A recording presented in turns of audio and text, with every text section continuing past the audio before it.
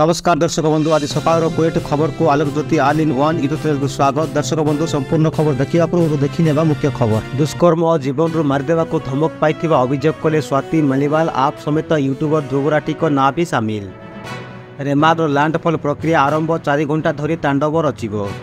पुणी ओडिशा आसुचंती पीएम मोदी और अमित शाह शेष पर्यायर माराथन प्रचार। 5 वर्ष भितर देश में लागू हो यूसीसी एकक निर्वाचन को नहीं गृहमंत्री शाह को बड़ बयान। अकस्मात शेष पर्यंत प्रचार मैदान को ओह्लैबे राहुल गांधी खड़गे। नवरंगपुर में एबीवीपी नगर सम्मिलन और नूतन कार्यकारिणी घोषणा। बीजेडी गाड़ी में 84 केजी गंजेई कुआड़ू आसिला बीजेपी अभियोग।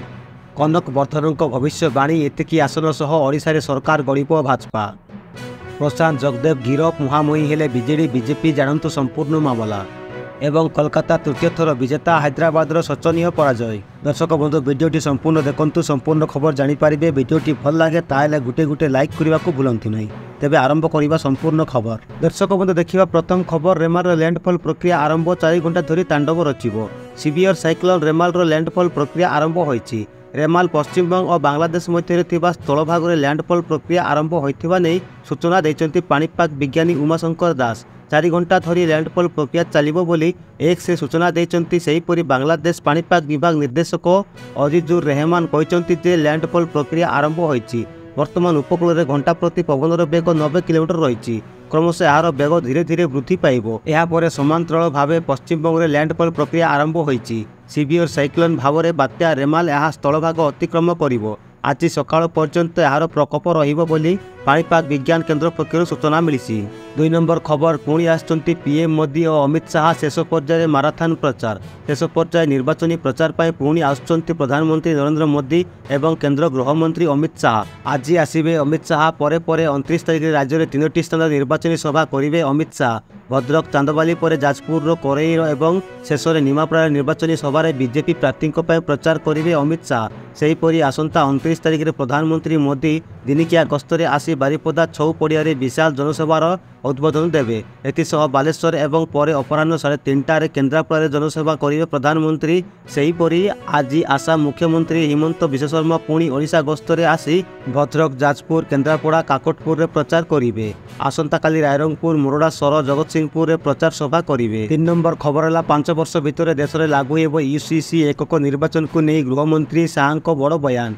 केंद्र गृहमंत्री अमित शाह समान नागरिक संहिता बा यूनिफॉर्म सिविल कोड यूसीसी को नहीं देइचंती बड़ बयान। से कहते बीजेपी क्षमतार आसवा पर सबु पक्ष सहित व्यापक विचार विमर्श पर आगामी 5 वर्ष भितर पूरा देश पर यूसीसी लागू करा। पीटीआई को देथिबा एक इंटरव्यू रे शाह कहते प्रधानमंत्री नरेंद्र मोदी नेतृत्व में आगामी कार्यकाल में एक राष्ट्र एकक निर्वाचन लागू कराजिबो बोली शेष में एकक निर्वाचन करिवार समय आसी जाइछि। बीजेपी वरिष्ठ नेता कहते एकक निर्वाचन कले निर्वाचन खर्च कम आसिबो बोली जना पड़ी। परवर्ती खबर। दुष्कर्म और जीवन मारिदेवा को धमक पाई अभियोग कले स्वाति मालीवाल आप समेत यूट्यूबर ध्रुव राठी को ना भी सामिल। आम आदमी पार्टी राज्यसभा सांसद स्वाति मालीवाल तांको दलर नेता और कर्मी विरोध में एक बड़ अभियोग करिसेंती। से दाबी करिसेंती जे आप नेता एवं यार स्वेच्छासेवी मान तांको विरोध में चरित्र संहार अभियान चलाइसेंती एवं तांको वर्तमान दुष्कर्म और हत्या धमक दिया जाउथिबा कहिसेंती।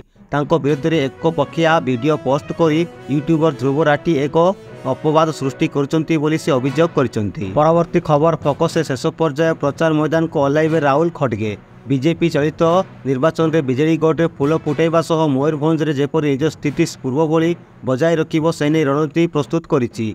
आउ कांग्रेस अल्प व्यवधान में जो सबु आसन हाथछड़ा करिथिला सेठारे विजेडीगढ़ भांगिबाकू जोरदार प्रस्तुति करिछि। भद्रक और बालेश्वर में कांग्रेस स्थिति भल थिबारु एठारु राहुल गांधी कांग्रेस अध्यक्ष मल्लिकार्जुन खड़गे प्रचार मैदान को ओह्लैबे। कांग्रेस प्रभारी अजय कुमार कहते जे 29 तारिख में खड़गे बालेश्वर और भद्रक में प्रचार करेंगे। 30 में राहुल गांधी बालेश्वर जिला सिमुलिया और सानमोहंतीपुर में निर्वाचन प्रचार करेंगे। एथिपाई दल तरफ जोरदार प्रस्तुति होईछि। परवर्ती खबर। एबीवीपी नगर सम्मिलन और नूतन कार्यकारिणी घोषणा। देशर सर्वबृहत राष्ट्रवादी अणराजनैतिक छात्र संगठन अखिल भारतीय विद्यार्थी परिषद नवरंगपुर नगर तरफ दारूबंद साई स्थित सरस्वती शिशु विद्या मंदिर ठारे नगर सम्मेलन अनुष्ठित हो जाइछि। मुख्य अतिथि रूपे एबीवीपी ओडिशार राज्य सह संपादक सुभाष नायक जोगदेई एबीवीपीर लक्ष्य उद्देश्य आदर्श एवं उपलब्धि संपर्क में छात्र छात्री मानक आगे अभिभाषण रखी सम्मानित अतिथि रूपे राज्य जनजाति प्रमुख मोहन हरिजन छात्र छात्री मानक व्यक्तित्व विकास उपर वक्तव्य रखिथिले। नवरंगपुर जिलार जिला संयोजक देवाशीष विषयी अतिथि मानक परिचय करथिले। ଏହି ଅବସରରେ ନୂତନ ନଗର କାର୍ଯ୍ୟକାରିଣୀ କମିଟି ଘୋଷଣା କରାଯାଇଛି। ଦର୍ଶକ ବନ୍ଧୁ ପରବର୍ତ୍ତୀ ଖବର ନବରଙ୍ଗପୁରରେ ମାଟ୍ରିକ ପରୀକ୍ଷା ପାସ୍ ହାର 94.88%। ଚଳିତ ବର୍ଷର ମାଟ୍ରିକ ପରୀକ୍ଷା ଫଳାଫଳ ପ୍ରକାଶ ପାଇଛି। ନବରଙ୍ଗପୁର ଜିଲ୍ଲାର 7 ଜଣ A1 ପାଇଥିବା ବେଳେ ସେଥିମଧ୍ୟରୁ 6 ଜଣ ଛାତ୍ରୀ ଓ ଜଣେ ଛାତ୍ର ରହିଛନ୍ତି। ଓଡ଼ିଶା ମାଧ୍ୟମିକ ଶିକ୍ଷା ପରିଷଦ ଆନୁକୂଲ୍ୟରେ ଚଳିତ ବର୍ଷ ମାଟ୍ରିକ ପରୀକ୍ଷାରେ ନବରଙ୍ଗପୁର ଜିଲ୍ଲାରେ ବିଦ୍ୟାଳୟ ଓ ଗଣଶିକ୍ଷା ବିଭାଗ, ଅନୁସୂଚିତ ଜାତି ଓ ଜନଜାତି ଉନ୍ନୟନ ବିଭାଗ, ସରସ୍ୱତୀ ଶିଶୁ ବିଦ୍ୟା ମନ୍ଦିର ଓ ଅରବିନ୍ଦ ପୂର୍ଣ୍ଣାଙ୍ଗ ଶିକ୍ଷା କେନ୍ଦ୍ର ବିଦ୍ୟାଳୟ ପକ୍ଷରୁ ମୋଟ 17,391 ଜଣ ମାଟ୍ରିକ ପରୀକ୍ଷା ଦେଇଥିଲେ। ସେଥିମଧ୍ୟରୁ ମୋଟ 16,480 ଛାତ୍ରଛାତ୍ରୀ ଉତ୍ତୀର୍ଣ୍ଣ ହୋଇଛନ୍ତି, ଯାହାକି ପାସ୍ ହାର 94.88% ବୋଲି ଜଣାପଡ଼ିଛି। ଜିଲ୍ଲାର ମୋଟ 228 ହାଇସ୍କୁଲ ମଧ୍ୟରୁ 88 ହାଇସ୍କୁଲର ମାଟ୍ରିକ ପରୀକ୍ଷା ପାସ୍ ହାର 100% ରହିଛି। ତେବେ ଜିଲ୍ଲାର 7 ଜଣ ପରୀକ୍ଷାର୍ଥୀ A1 ପାଇଛନ୍ତି। ପରବର୍ତ୍ତୀ ଖବର ଅଯୋଧ୍ୟା ରାମ ମନ୍ଦିରକୁ ନେଇପାରିବେନି ମୋବାଇଲ। ଲୋକମାନେ ଧାର୍ମିକ ସ୍ଥାନମାନଙ୍କରେ ରିଲ୍ସ କରି ମର୍ଯ୍ୟାଦା ନଷ୍ଟ କରିଦେଉଛନ୍ତି। ଏହାକୁ ଦୃଷ୍ଟିରେ ରଖି କିଛି ଧାର୍ମିକ ସ୍ଥାନମାନଙ୍କରେ ମୋବାଇଲ ଫୋନ୍ ବାରଣ କରାଯାଇଛି। ଏବେ ଅଯୋଧ୍ୟାରେ ଥିବା ରାମ ମନ୍ଦିରକୁ ଫୋନ୍ ନେବା ନିଷେଧ କରାଯାଇଛି।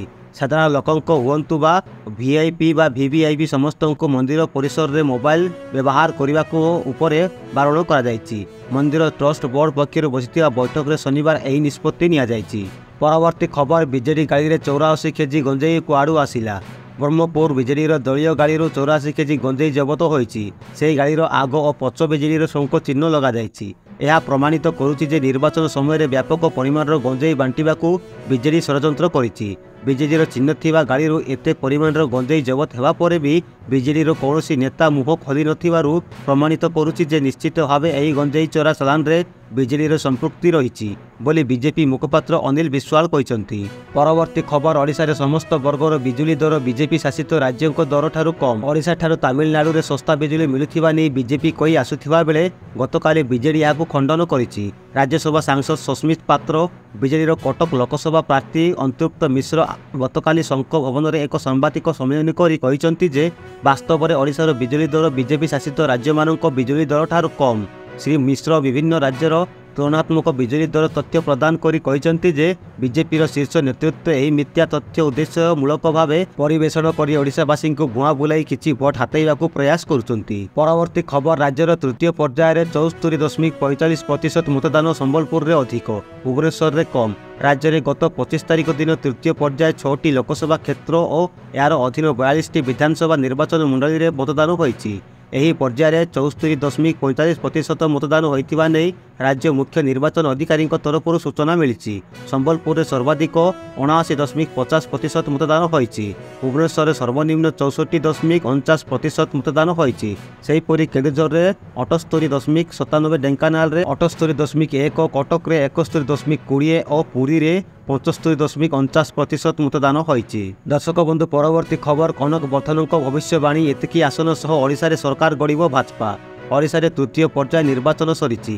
ଏଥର ଭାଜପା 2/3 ସଂଖ୍ୟା ଗରିଷ୍ଠତାରେ ସରକାର ଗଢ଼ିବାକୁ ଯାଉଛି ବୋଲି ଗଣମାଧ୍ୟମ ଏବଂ ଜନମତର ଅଭିମୁଖ୍ୟରୁ ଜଣାପଡ଼ିଛି। ଜୁନ୍ 4ରେ ଏହାର ସ୍ପଷ୍ଟ ହୋଇଯିବ ବୋଲି ଦୃଢ଼ୋକ୍ତି ପ୍ରକାଶ କରିଛନ୍ତି ପୂର୍ବତନ ରାଜ୍ୟ ସଭାପତି କନକ ବର୍ଦ୍ଧନ ସିଂ ଦେଓ। ସେ କହିଛନ୍ତି ସବୁଠାରୁ ଗୁରୁତ୍ୱପୂର୍ଣ୍ଣ ବିଷୟ ହେଉଛି ଆହୁରି ଗୋଟିଏ ପର୍ଯ୍ୟାୟ ନିର୍ବାଚନ ବାକି ଥିବା ସତ୍ତ୍ୱେ ସରକାର ଗଢ଼ିବା ପାଇଁ ଆବଶ୍ୟକ ହେଉଥିବା ମ୍ୟାଜିକ୍ ନମ୍ବର ଭାଜପା ହାସଲ କରିପାରିଛି। ପରବର୍ତ୍ତୀ ଖବର ପ୍ରଶାନ୍ତ ଜଗଦେବଙ୍କ ଗିରଫ ମୁହାଁମୁହିଁ ହେଲେ ବିଜେଡି ବିଜେପି, ଜାଣନ୍ତୁ ସମ୍ପୂର୍ଣ୍ଣ ମାମଲା। ବିଜେପିର ଖୋର୍ଦ୍ଧା ବିଧାୟକ ପ୍ରାର୍ଥୀ ପ୍ରଶାନ୍ତ ଜଗଦେବଙ୍କ ପାଇଁ ବଢ଼ିଛି ଅଡ଼ୁଆ। ଭୋଟ ବେଳେ ବୁଥ୍ ଭିତରେ ପଶି ଭଙ୍ଗାରୁଜା କରିବା ଅଭିଯୋଗରେ ପ୍ରଶାନ୍ତଙ୍କୁ ଗିରଫ କରିଛି ପୋଲିସ। ସେପଟେ ପ୍ରଶାନ୍ତଙ୍କ ଗିରଫଦାରୀକୁ ନେଇ ଆରମ୍ଭ ହୋଇଯାଇଛି ରାଜନୈତିକ ବୟାନବାଜି। ବିଜେଡି ଏବଂ ବିଜେପି ମଧ୍ୟରେ ଦେଖିବାକୁ ମିଳିଛି ଆରୋପ ପ୍ରତ୍ୟାରୋପ। ଖୋର୍ଦ୍ଧା ଆସନର ବିଜେପି ପ୍ରାର୍ଥୀ ପ୍ରଶାନ୍ତ ଜଗଦେବଙ୍କୁ ମହଙ୍ଗା ପଡ଼ିଛି ଗଣ୍ଡଗୋଳ। ବୁଥ୍ ଭିତରେ ପଶି ଭଙ୍ଗାରୁଜା କରିବା ଅଭିଯୋଗରେ ପ୍ରଶାନ୍ତ ଜଗଦେବଙ୍କୁ ଗିରଫ କରିଛି ପୋଲିସ। DIG ତଥା ଖୋର୍ଦ୍ଧା SP ଦାୟିତ୍ୱରେ ଥିବା ଅବିନାଶ କୁମାର କହିଛନ୍ତି ଯେ ବେଗୁନିଆ ନିର୍ବାଚନ ମଣ୍ଡଳୀ ରାଜ ସୁନାଖେଳା କାଉଁରିଆ ପାଟଣା ଗାଁର 114 ନମ୍ବର ବୁଥରେ ପ୍ରଶାନ୍ତ EVM ଭାଙ୍ଗିଥିବା ଅଭିଯୋଗ ହୋଇଥିଲା। କେବଳ ପ୍ରିଜାଇଡିଂ ଅଫିସରଙ୍କ ଏତଲା ଆଧାରରେ ତାଙ୍କୁ ଗିରଫ କରାଯାଇଛି। ନିର୍ବାଚନ ପ୍ରକ୍ରିୟା ସରିବା ପରେ ବୁଥର CCTV ଯାଞ୍ଚ ହେବ। ଯଦି ଏ ଘଟଣାରେ ଅନ୍ୟ କେହି ସମ୍ପୃକ୍ତ ଥିବେ ତେବେ କାର୍ଯ୍ୟାନୁଷ୍ଠାନ ନିଆଯିବ ବୋଲି ଖବର ମିଳିଛି। ପରବର୍ତ୍ତୀ ଖବର ଓଡ଼ିଶାରେ ସରକାର ଗଢ଼ିବ ବିଜେପି, ବଡ଼ ନେତାଙ୍କ ବଡ଼ ବୟାନ। ଜୁନ୍ 4ରେ ଜଣାପଡ଼ିବ ରାଜ୍ୟରେ କିଏ ଗଢ଼ିବ ସରକାର। ହେଲେ ଭୋଟ ଚାଲିଥିବା ବେଳେ ନେତାଙ୍କ ଭିନ୍ନ ଭିନ୍ନ ଆକଳନ। ବିଜେଡି ନେତା ଭିକେ ପାଣ୍ଡିଆନ ଦାବି କରିଛନ୍ତି ଯେ 3ଟି ପର୍ଯ୍ୟାୟରେ ଦଳର ଷ୍ଟ୍ରାଇକ୍ ରେଟ୍ ବହୁତ ଭଲ, ତେଣୁ ପୁଣି ଥରେ ବିଜେଡି ସରକାର ଗଢ଼ିବ।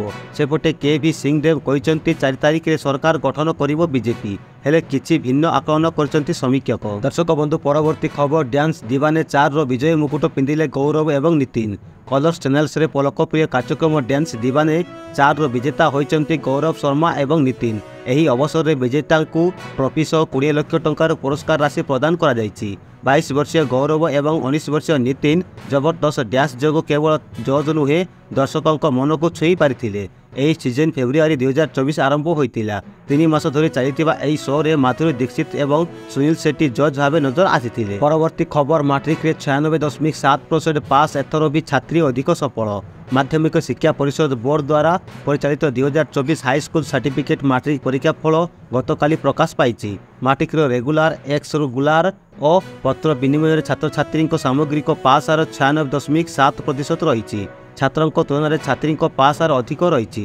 ଚଳିତ ବର୍ଷ ଛାତ୍ରଙ୍କ ପାସ୍ ହାର 95.39% ରହିଥିବା ବେଳେ ଛାତ୍ରୀଙ୍କ ପାସ୍ ହାର ରହିଛି 96.73%।